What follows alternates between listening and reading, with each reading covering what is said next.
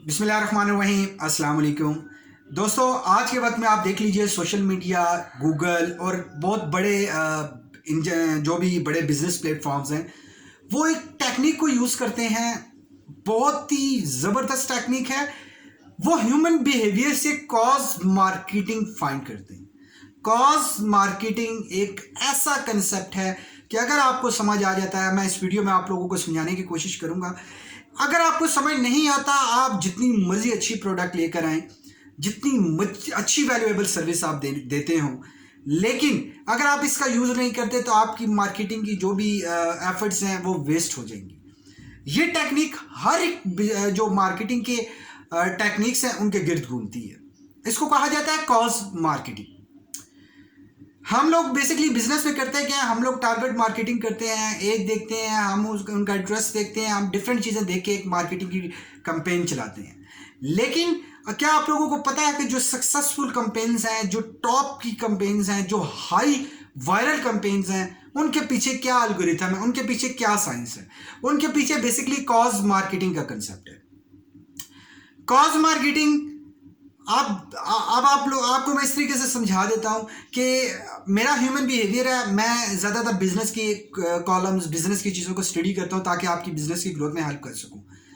अब जो cause marketing की टेक्निक के अकॉर्डिंगली मार्केटिंग करते हैं, वो बुक्स पब्लिशर हो सकते हैं, वो मेंटोर हो सकते हैं, वो ट्रेनर्स हो सकते हैं।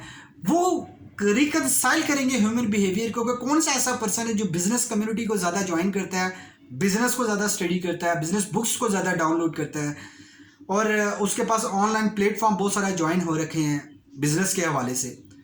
तो वहां से जब वो मार्केटिंग करेगा तो मैं ज़रूर उसकी मार्केटिंग को देख पाऊंगा, क्योंकि जो अल्गोरिथम काम कर रहा है सोशल मीडिया का, डिजिटल मीडिया का, वो इसी पे काम कर रहा है कि ह्यूमन बिहेवियर को कनेक्ट किया जाए। वो बेसिकली कहा जाता है कॉज मार्केटिंग के अंडर ह्यूमन बिहेवियर आता है। तो ह्यूमन बिहेवियर जो है कॉज मार्केटिंग के अंदर आता है। कॉज मार्केटिंग को अगर आप समझेंगे तो ह्यूमन बिहेवियर को आप समझ सकेंगे।